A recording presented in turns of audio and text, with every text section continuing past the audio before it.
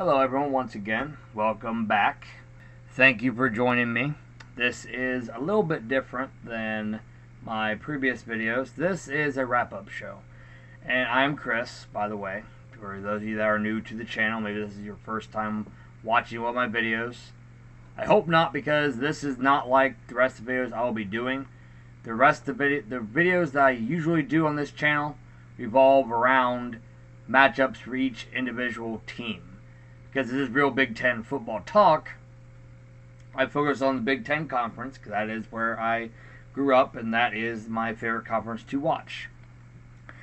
Am I saying it's the best conference for college football? Not necessarily. That's not what this show is about. This show is about looking at statistics and using the statistics to be able to understand how they work, and also go outside of the statistics a little bit, because I don't purely use statistics to make my picks for the games, but in this particular video I can showcase why those statistics are important in determining the victor and the loser of each game. Again, usually my videos revolve around one game and one game only. I do a video on that matchup, and I'll go and do a video on another matchup, usually within the Big Ten, but each week I'll pick one game that I find interesting outside of the conference to talk about, because it is interesting. Usually it'll be revolving around two ranked teams. Like next week, I'll just give you a preview. It will most likely be number 2 Georgia against whatever rank LSU will be next week, since they did lose tonight to Florida. But it should still be a good game, unless another game sparks my interest later on the week. So again, this isn't set in stone, but to add some hype for next week's shows, it will probably be Georgia and LSU, just to let you guys know in advance. But that is not next week. We are in week 6 after all. So without further ado, let's jump right into the first game. And this one I did do a video on, so I do want to elaborate on this a little bit more than the others, because there are other matchups here that I didn't do videos on, but I wanted to look at them. One, I like gathering stats. I don't know why, I'm just one of those guys. But like I said in the beginning, I also like to showcase how stats really can affect how a game is won or lost. This is not a show about each individual play, but really what the stats tell you, and what you can infer from those stats to tell you why the game turned out to how it did. This particular game, you can see, and the standings are reflected within the results of that game. Like, for example, Michigan beat Maryland, so they're 5-1. They're 4-1 coming in, so yeah, those standings do reflect the results of the game. That's the word. That's the terminology I meant. So you can see Michigan did a thorough job of taking down Maryland. And you may ask, well, why? Why was it such a large scoring margin? Well, let's look at a few things here. And I highlighted the main points that you can look at. For one thing, Michigan had 24 first downs to Maryland's 11. Good way to keep the other team off the field is to stay on the field if you're on offense, which Michigan did a good job of with their third down efficiency too. When your offense keeps the opposing defense on the field longer, that bodes well for your defense, because that means they don't have to be on the field as long. Makes sense, right? So, third down efficiency, 69% for Michigan and 38% for Maryland. 5 of 13 on third down for Maryland.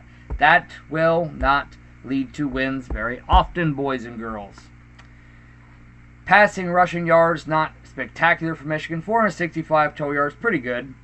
The one bit of caution I would say for Michigan fans is 6 penalties. That's not very good. You won the game, so that's fine. But looking forward, you may want to be careful, because if you're playing a more disciplined team, they may not be as talented as you, but if they commit less penalties, commit less turnovers, hold on to the ball, convert on third downs, stuff like that, that can lead to you losing. And it starts with how disciplined you are, how you don't shoot yourselves in the foot, i.e. committing penalties and giving up turnovers.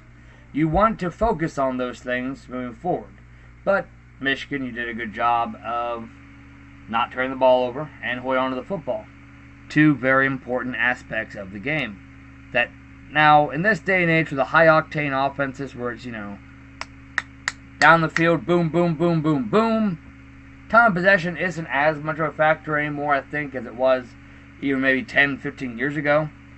But in a disparity like this, I think it matters.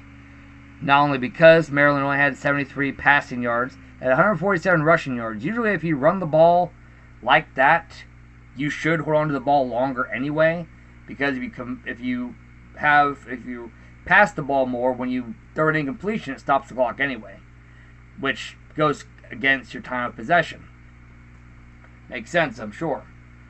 A big thing that I'm looking at with Maryland, and I actually made it even a darker shade of red because it was so, well, okay, I didn't make it a different shade of red, but it was so crucial, I think, in Maryland's loss, and at that much of a margin is the penalties. My God, they hurt themselves with penalties. 12 penalties for 107 yards. You could have used those 107 yards. You know why? Because you only had 220 yards of offense. You can't leave yards on the field. I mean, neither team can use. You left yards on the field. You could have used. And if the stats don't tell you what point of the game they committed those penalties, but they scored 21 points. They gave up 42. They probably were at bad parts of the game. Maybe that might have contributed to their not getting third down conversions. It could have. Very well could have. They had no passing touchdowns with a pick. Again, not very good. You have to hold on to the ball to win the game. Now, they did a good job not turning the ball over much, only that one turnover, but still, that's really the only thing that wasn't a negative for Maryland. That, and they had decent passing efficiency. I mean, more than 50%, 7 of 13 is not bad. 147 rushing yards, not bad. 38%, not looking at 5 of 13, is not great, but it's not awful. If the team you're playing against has about the same, then that's just a defensive struggle. But both sides of the ball, Maryland was pretty awful. Let's just be honest here. Let's just put it right out there. They were pretty daggone awful on both sides of the ball. Gave up 465 total yards. Gave Michigan's quarterback back his confidence, because I didn't really think he knew how to throw the ball much the last few games. Well, okay, the last few games he did pretty well, but against the other quality team that they've played, Notre Dame, he didn't do great. So, not only did you not win the game, Maryland, you also gave Michigan's quarterback confidence moving forward. Two things that didn't bode well for you. So, to close this part of this video, Maryland lost because of too many penalties, didn't get enough yards, wasn't balanced enough on offense, and then had 5 of 13 on third down. Enough said, moving on. Ohio State and Indiana. This is the other game that I did a video on, and I actually posted on YouTube. I did do 2 other videos, but I wasn't able to post them in time, so I didn't want to post them on a Saturday. It'd be kind of dumb. But anyway, Ohio State and Indiana.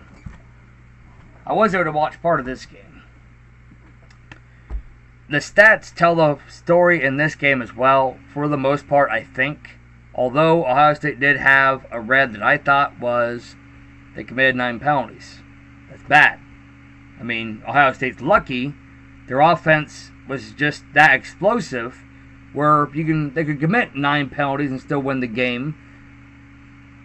But that is a red flag for me, for Ohio State fans, because, like I said, with Michigan's fans, moving forward, when you're playing a team like Michigan State or Michigan or even Illinois, and we'll look at them in a little bit, who did pretty well today as well, that might hurt you, especially if you're playing another team like Indiana that actually can move the ball.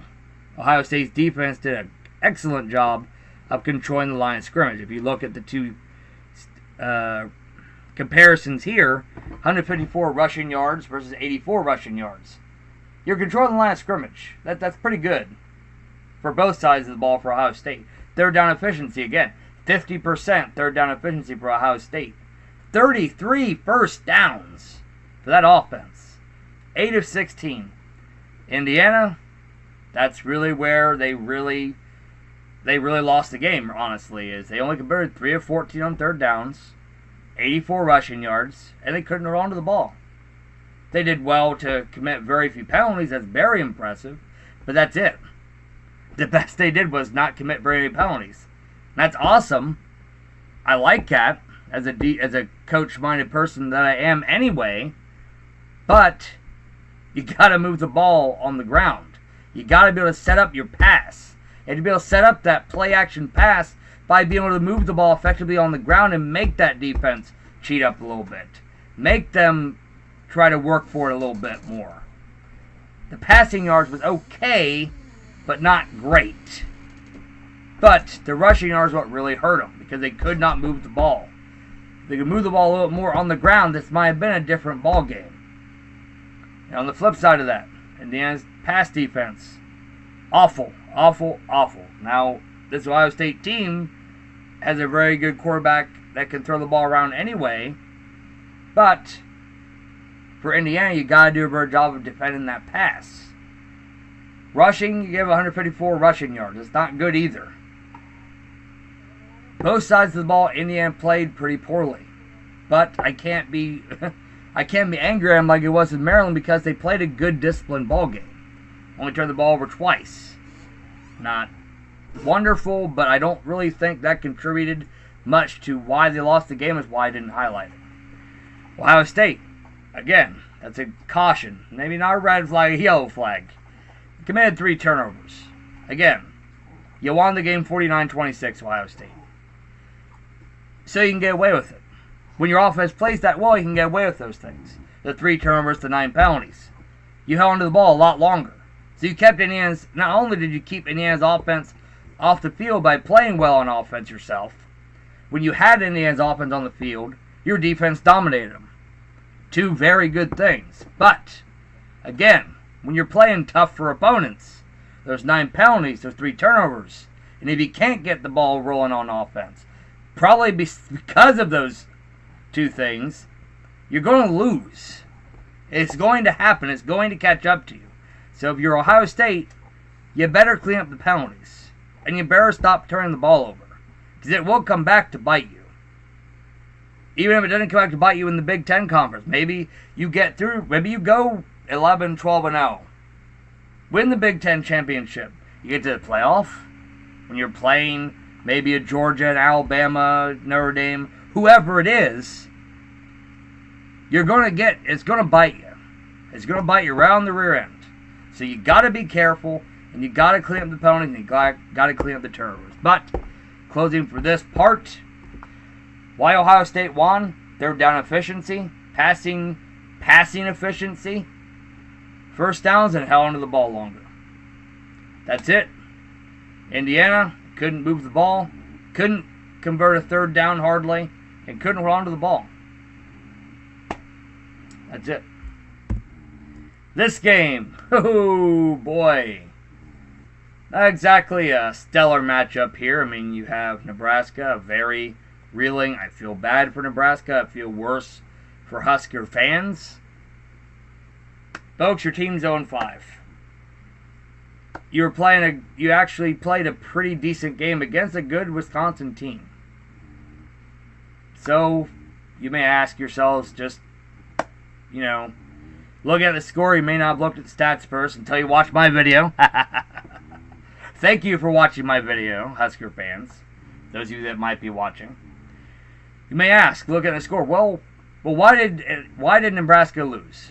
Because they lost by 17. It's not good. But the way Nebraska lost to Michigan, it's actually not a horrible loss. But why did they lose? Well, we'll start with the third down efficiency. 3 of 10. Similar to Indiana's 3 of 14. Not good. You got to be able to convert on third down. Yeah, you can move the ball at the field, maybe first and second down. Score some touchdowns to the high-octane offense that you don't have. you had one, then okay, you can get around games with a low third down efficiency. Maybe you don't get forced into third downs very much. So you could get away with that to an extent. But when you're playing as such a superior team as Wisconsin and you aren't able to move the ball up the field as much, obviously it shows in the score. You got to convert on third down. You have to. You have to. When it's gut check time, you have to pony up and get that first down. However you can. You have to get that first down. Passing yards pretty good. I thought it was very impressive on the passing yards. Rushing yards, not bad. You got 100 yards against a very stout Wisconsin running defensive team. Pretty good. Something to look at as a moral victory if you're Nebraska. And you better be looking for something at this point as far as a victory, moral or otherwise. Because you're 0-5. You got to try to find some sort of morale booster here someplace. And you can look at it with the passing yards and the total offense. It was pretty daggone good. 518 total yards against this Wisconsin defense. That's good. But again, Chris, you may be saying, why did we lose this game? We did so well on passing and total yards. You committed 10 penalties for 100 yards. That's one. You couldn't hold on to the daggone ball against a rushing, a pretty one-sided Wisconsin offense. You gave up 50% third down efficiency to Wisconsin's offense. You gave up 370 rushing yards. You got destroyed on that line of scrimmage. You gave up 533 total offensive yards to a team who usually wins the games on defense. Okay? That's why you lost. They held onto the ball more than half the game. 35 minutes that Wisconsin team held onto the ball. That's why you lost. Wisconsin, good on you. 370 rushing yards. And you're not a service academy. You're not a triple option team. It's pretty daggone good. I'll be honest with you. 533 total yards. I didn't really know you had it in you, Wisconsin. But again, Nebraska fans, that shows how much your team has fallen from grace, unfortunately, and it does sadden me to say it. I remember 20 years ago, the black shirts. If you were playing Nebraska back in the mid-90s, you were lucky to get 100 rushing yards in total against those teams. Against those teams, you better have been able to throw the ball. If you tried to run against them, you were going to lose. And Nebraska played good, disciplined football. They didn't commit 10 penalties a game. They didn't convert on 30% of their third downs. They held onto the ball longer than 24 minutes. I can tell you that. So Nebraska, you got some work to do. Wisconsin, good win. Now this game is kind of an exception to my little stats soapbox I was on earlier. I was looking at this game and I was trying to figure out, why did Michigan State lose? Like, I kept trying to look and I'm like, they were so evenly matched. And they were so awful on offense. Both teams were.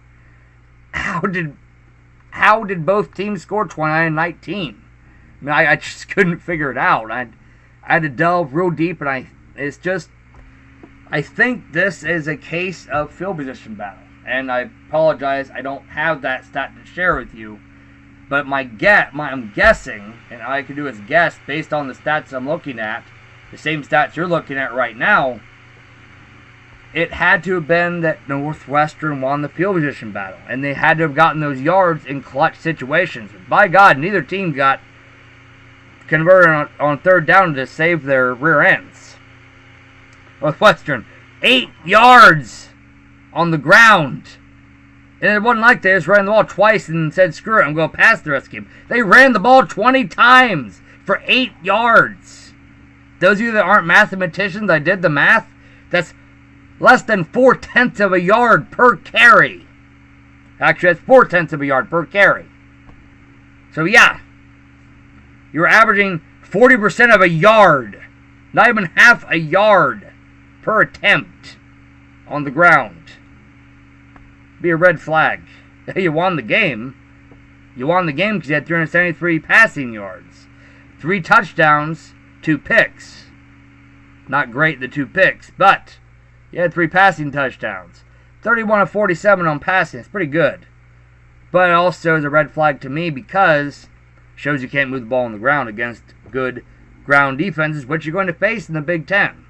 You're in the Big Ten. You're going to face good, for the most part, good rushing defensive teams moving forward. So you got to be able to run the ball somewhat.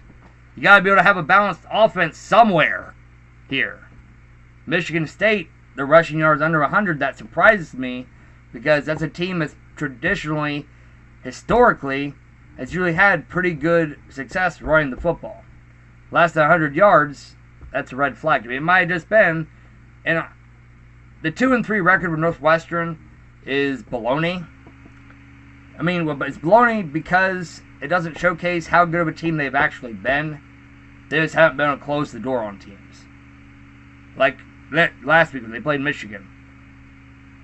Everyone said, oh, Michigan's go run over them, whatever. I knew better. Because I've been watching Northwestern here and there throughout the year. They're a tough team. They just aren't flashy. They're not going to dazzle you with big stats and all that and big splash plays. But they're consistent and they play well. They don't turn the ball over much and they don't shoot themselves in the foot with penalties much. They're a good, disciplined team. And it shows with their coach. He's been there for a long time, so you've got continuity there anyway. And you know when you're being recruited from Northwestern, your coach is probably not going to leave in 2 or 3 years. Same way with Michigan State. You have 2 well-coached, well-respected programs here. That's why I do enjoy watching this game each year. Saddens me I wasn't able to watch it this year. Now, for Northwestern, another caution moving forward is, like I said, you're going to want to be able to be more balanced. More balanced on offense moving forward. Because you need to be able to use the running, even if you do like to throw the ball. You're not an air raid team. You're not Texas Tech, you're not Washington State, you're not an air raid team. So you need to be able to have more balance. You need to be able to use what you can gain on the ground to be able to set up the pass. And with 8 rushing yards on 20 attempts, you're not doing a good job with that. But I do believe you won the game because your passing was efficient. You didn't commit penalties, not many. You turned the ball over twice, which wasn't great. But the thing that stood out to me, which was pretty impressive for Northwestern, is their defense was on the field a long time. I mean, Michigan State held on to the ball 33 minutes, 41 seconds. Good on you, Michigan State, because that's impressive. But you hold on to the ball for that long, you would think you'd score more than 19 points. But, again, stats don't always tell the story. I mean, Michigan State did have lower third down efficiency percentage. That's a factor. They had less than 100 yards. I don't know the stat to this one, but I'm going to guess. When Michigan State doesn't get at least 100 rushing yards, they probably don't win the game very often. I'd say probably less than 50% of the time that team wins when they don't run the ball at least for 100 yards. So that is probably a contributing factor. But by and large, this is a head-scratcher for me. I do think Northwestern won the game due to clutch scoring and winning the field position battle. That's really the best guess I have. Again, this isn't a big show where I'm going to show you a bunch of highlights and this and that and this and that. I'm going to show you stats, and we're going to talk about stats, what they mean, and how they related to the result. And normally, 9 times out of 10, they can show you that. This game is that 1 out of 10 where the stats don't really tell you why the game had the result that it did. But, good job, Northwestern. You did beat a good Michigan State team. That, moving forward, needs to work on being able to run the football more effectively. And they need to continue to not shoot themselves through penalties and hold on to the football. Michigan State isn't as talented as they have been in years past, And it's kind of showing this year, I think. The Arizona State loss earlier in the year. A good, hard-nosed team in their own right. But Michigan State should have won that game. They should have won this game, but they didn't. They've got to do a better job of preparing better and also just moving the ball up the field on the ground more, in my opinion. But Northwestern won through their superior passing and the fact that they didn't beat themselves, and they got clutch plays they needed to. That's my opinion for why Northwestern won this game. Illinois and Rutgers. Boy, it's another matchup where it wasn't not exactly a stellar matchup between two Titans by any stretch of the imagination, but Illinois did play well. And Illinois is not a bad team this year. They've actually have done pretty well under Lovie Smith, in my opinion, the last few years. They struggled last year, and I think Illinois struggles because it's not a glamorous school. If you're a young guy coming out of high school, you're a 4- or 5-star recruit, you're probably not thinking Illinois, just because they're, historically speaking, not been a powerhouse. Their good years, they've been mediocre, okay? I mean, their good years have been mediocre in football. Their bad years, pretty bad. They've had decent years. They have had good years, but few and far between. But I think they're finally starting to turn it around. Lovie Smith, good coach. Of course, he led the Bears to a Super Bowl berth in, I think it was 06. He knows how to win. Man knows how to win. And I think it's starting to show this year. Now, talking about this game. Why did Illinois win? This is a pretty cut and dry. I'm not even going to really spend much time on this. Illinois had 330 yards of rushing. I could almost stop it there. They controlled the line of scrimmage. It was like they were going against a high school team. 330 rushing yards. Rutgers, 119 rushing yards is pretty good, but your defense gave up 330. Offensively, Rutgers wasn't awful until you look at their third down efficiency, 29%. You're not going to win many games with that kind of third down efficiency percentage. And I apologize, I must have been colorblind when I highlighted Illinois' 50% third down efficiency rate, which should have been green, my mistake. Very good third down efficiency for Illinois. Rutgers, Rutgers did a horrible job of beating themselves in this game. 10 penalties, 105 yards, 3 turnovers. Yeah, those two things right there can lead you to a loss. I'd say 7 out of 10 times you're going to lose with just 10 penalties and 3 turnovers. Because that's beating yourself.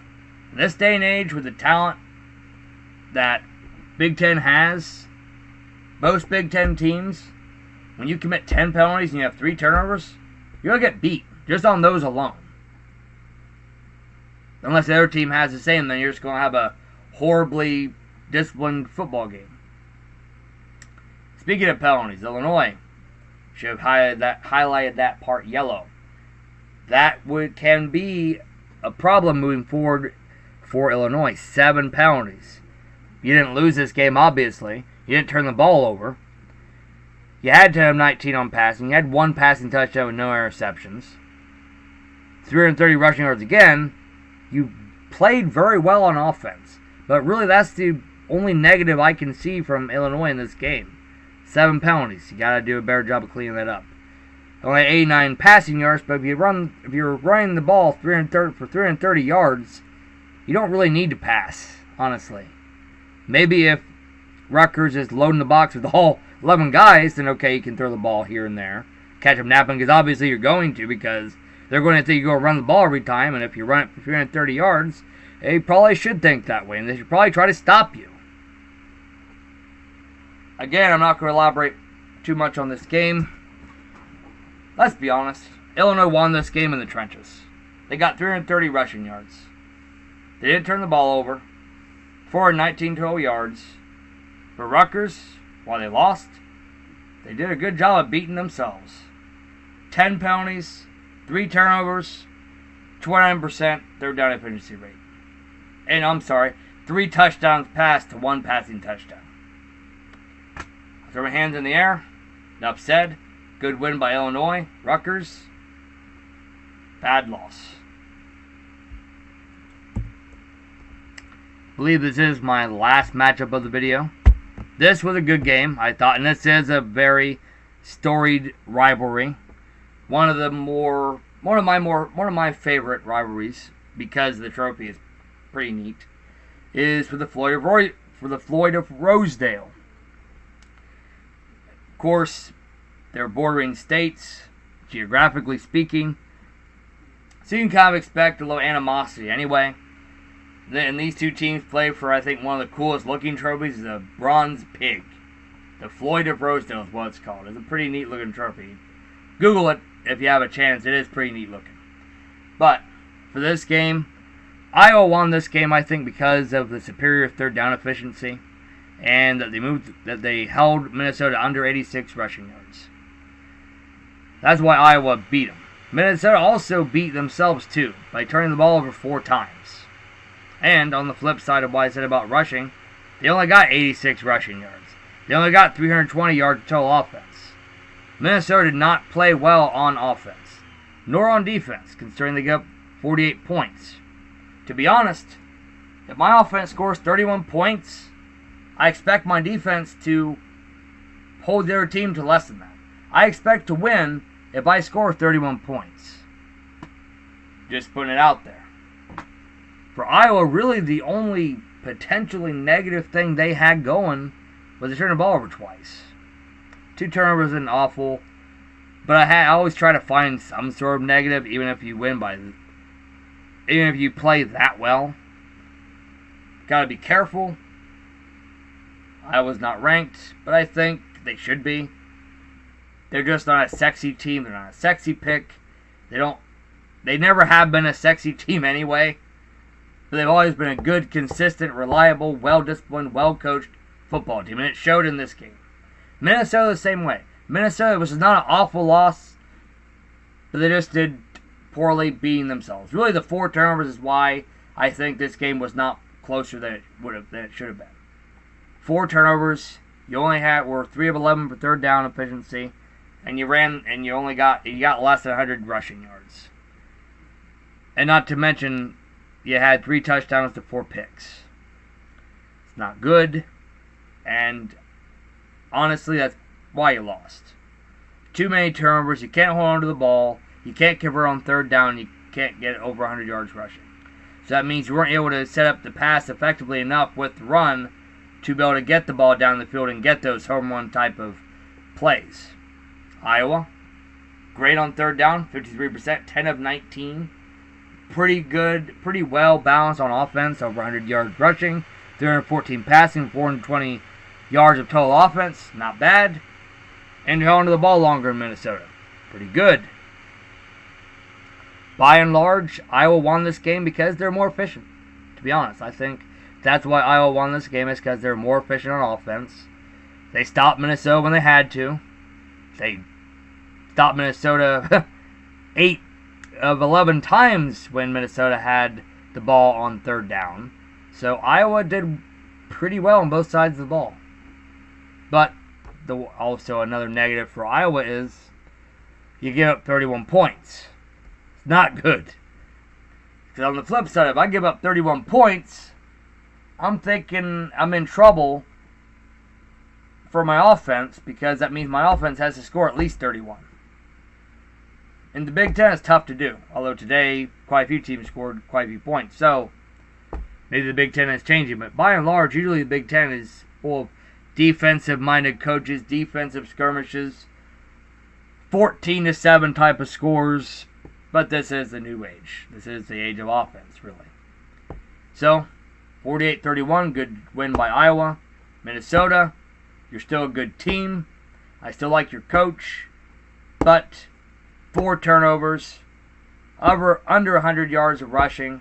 You weren't able to control line of scrimmage well enough, and you couldn't convert on third downs enough. That's why you lost. Iowa, good win.